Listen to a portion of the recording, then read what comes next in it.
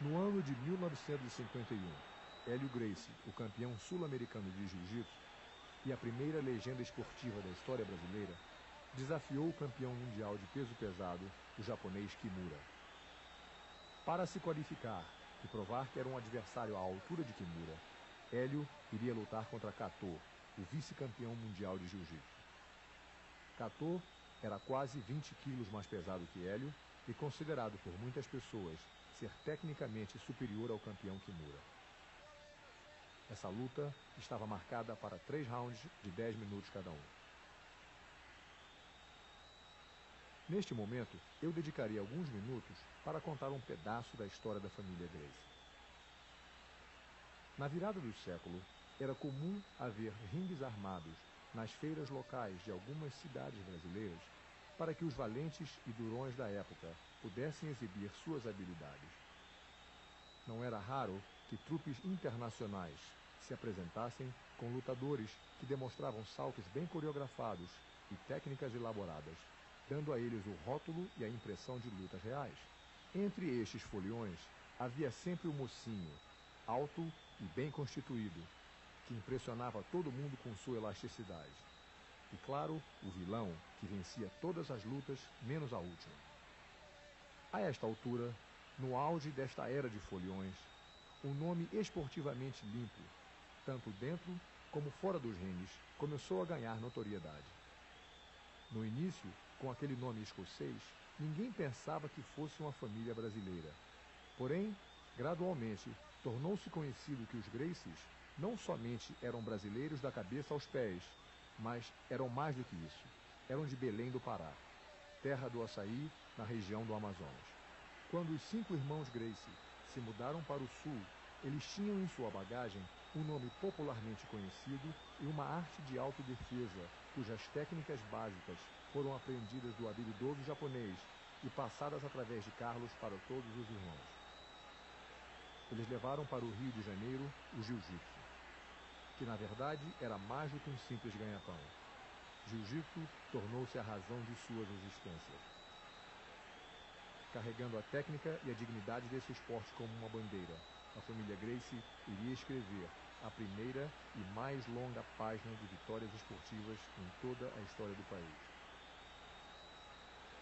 Até a década de 30, o Brasil não tinha uma figura que sobressaísse nos esportes. Não tinha um ídolo.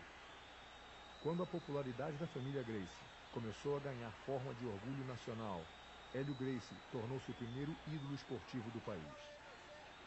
Desde os 18 anos, com um insignificante peso de 60 quilos, ele era o campeão brasileiro.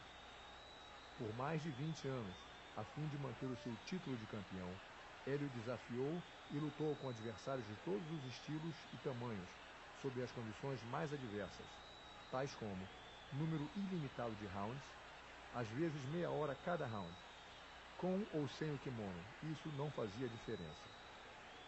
Uma de suas lutas durou 3 horas e 45 minutos sem parar. Foi a luta do século. Pense nisso, ficar sentado em uma cadeira por mais de 3 horas é agonizante. Agora, imagine uma luta onde seu adversário, que é 20 quilos mais pesado que você, está tentando te machucar e acabar com você fazendo o máximo que ele pode. Essa luta foi a luta mais longa da história da humanidade. A diferença de peso nunca foi uma razão para que nós não entrássemos num ringue e provasse o nosso ponto. Muitas vezes, nós lutamos contra adversários muito mais pesados. Meu tio Osvaldo, com apenas 60 quilos, lutou com João Baldi, que pesava 160 quilos. É uma diferença de 100 quilos. Meu tio o estrangulou em 2 minutos. Ainda haviam pessoas chegando no estádio e a luta já havia terminado. Quando a revista Seleções, do Reader Digest, em abril de 1943, publicou uma matéria sob o título Boxe contra o Jiu-Jitsu numa luta de morte, na qual um boxer tinha nocauteado um lutador de jiu-jitsu, Hélio Gracie imediatamente procurou o maior jornal da época, declarando que ele estava disposto a provar a superioridade do jiu-jitsu e se propondo a lutar com 5 boxers na mesma noite. Ele nunca recebeu uma resposta. Durante sua carreira de lutador, Hélio também desafiou Primo Carnera, Edgar Charles e o legendário Joe Louis. Todos eles se recusaram a lutar boxe contra o jiu-jitsu. Nós temos recortes de jornais que cobrem mais de meio século. É um testemunho incrível desta cruzada esportiva. Agora, vamos voltar a essa luta. Cato aplica uma bela queda, levando Hélio para o chão. Ao cair no chão, a primeira preocupação de Hélio é procurar botar Cato dentro de suas pernas, ou seja, dentro de sua guarda.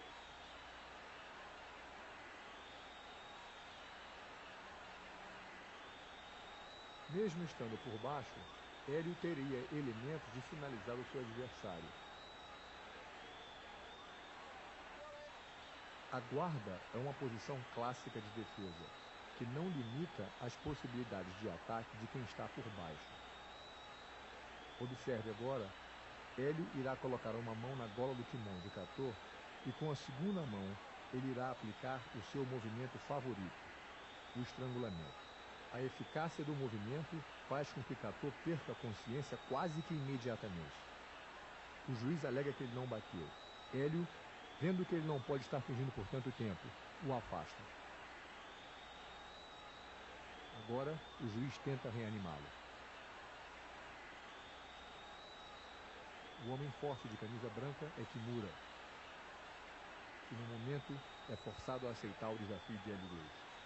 Essa é a primeira vez que um campeonato mundial de jiu-jitsu será disputado fora do Japão.